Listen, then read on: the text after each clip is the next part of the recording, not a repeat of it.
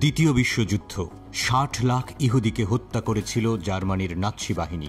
ইতিহাসের পাতায় হলোকাস্ট নামে পরিচিত হয়ে আছে এই ঘটনা। নির্মম এবং হৃদয় বিদারক হত্যাযজ্ঞ চালানো হয়েছিল ইহুদিদের উপর। অবুঝ শিশু ও নারী, প্রতিবন্ধী, বৃদ্ধ কিংবা অসুস্থ রোগী কেউই রেহাই পায়নি। এতটাই ভয়াবহ ছিল সেই নির্মমতা যে শুনলে গা শিউরে ওঠে। এই নির্মম হত্যাযজ্ঞের মূল হোতা ছিলেন অ্যাডলফ হিটলার। তখন জার্মানির চ্যান্সেলর হিসেবে দায়িত্ব পালন করছিলেন তিনি। কিন্তু কেন হিটলার ৬০ লাখ ইহুদিকে হত্যা করেছিলেন? মৃত্যুদণ্ড এবং ভয়াবহ মানব পরীক্ষার জন্য কুখ্যাতি অর্জন করেছিল হিটলারের নাৎসি বাহিনীর কনসেন্ট্রেশন ক্যাম্প। এই ক্যাম্পগুলোতেই মানব ইতিহাসের নৃশংসতম ঘটনাগুলো সংঘটিত হয়েছিল। ইহুদিদের মারার নানান নিষ্ঠুর কৌশল নিয়ে পরীক্ষা নিরীক্ষা চলত কনসেন্ট্রেশন ক্যাম্পে।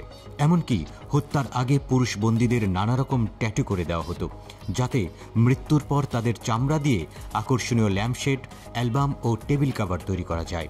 মানুষের বুড়ো আঙুলকে ব্যবহার করা হতো আলোর সুইচ হিসেবে। ভয়াবহ আর বিচিত্রতম নির্যাতন চালাতো নাৎসিরা। তাদের অত্যাচারের মাত্রা নিয়ন্ত্রণের বাইরে চলে গিয়েছিল। ইউরোপ ও জার্মানির ইহুদিদের উপর ভয়াবহ অত্যাচার চালায় হিটলারের নাৎসি বাহিনী। গ্যাস চেম্বারে জীবন্ত পুড়িয়ে হত্যা, আগুনে নিক্ষেপের মতো ঘৃণ্য কাজে মত্ত ছিল তারা। মধ্যযুগীয় বর্বরতাকেও হার মানিয়েছিল হিটলার। আনুমানিক ৬০ লাখ ইহুদিকে প্রাণ দিতে হয়েছিল।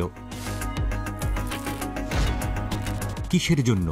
নিজের স্বার্থে নাকি জার্মানিদের স্বার্থ রক্ষার জন্য? কি এমন কারণ ছিল যে জন্য হিটলার জঘন্য, নির্মম, বর্বরচিত হত্যাযজ্ঞ চালিয়েছিলেন? ছোটবেলা থেকেই অনেক বেশি ছবি আঁকতে পছন্দ করতেন হিটলার। ছেলেবেলায় ভিয়েনাতে বসবাস করতেন তিনি। ভিয়েনার একটি আর্ট স্কুলে ভর্তি হন হিটলার।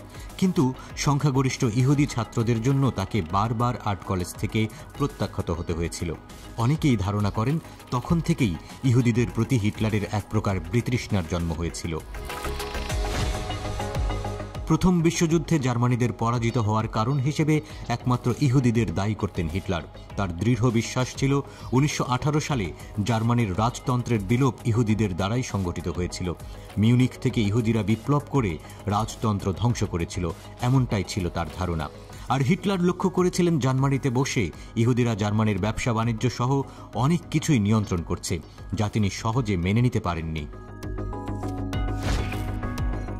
আবার ইতিহাসবিদদের মতে ইহুদি নিধন বা হলোকাস্টের মূল কারণ ছিল আদর্শগত, আর এর শেকড় হিটলারের কাল্পনিক অলীক জগৎ। হিটলারের ধারণা ছিল পৃথিবীকে নিয়ন্ত্রণ করতে একটি আন্তর্জাতিক ইহুদি চক্রান্ত চলছে। তাই ইহুদিদের নির্মূল করতে পারলেই তিনি বিশ্ব জয় করতে পারবেন, এমন বিশ্বাস তার মধ্যে কাজ করছিল। হিটলার একটি শ্রেণীকে বিশ্বাস করাতে পেরেছিল যে ইহুদিদের কথিত ষড়যন্ত্র ঠেকাতে না পারলে জার্মানি, এমনকি পৃথিবী হুমকির মুখে পড়বে। এছাড়াও নাৎসি বাহিনীর অতিরিক্ত আত্মবিশ্বাস তাদেরকে ইহুদি নিধনের পথে চালিয়েছে। দ্বিতীয় বিশ্বযুদ্ধের প্রথম দিকে তারা এতটা বেপরোয়া ছিল না বলে জানা যায়। কিন্তু ১৯৪১ সালে রাশিয়া আক্রমণের সময় নাৎসি বাহিনীর সাফল্য হিটলারের মনে প্রবল আত্মবিশ্বাস এনে দেয়। তিনি ভেবেছিলেন রাশিয়া তার পদানত হবে, ফলে তার ইহুদি হত্যায় বাধা দেওয়ার আর কেউ থাকবে না। এই হত্যাযজ্ঞ চলে হিটলারের পরাজয়ের আগ পর্যন্ত, অর্থাৎ ১৯৪৫ সালের এপ্রিল পর্যন্ত।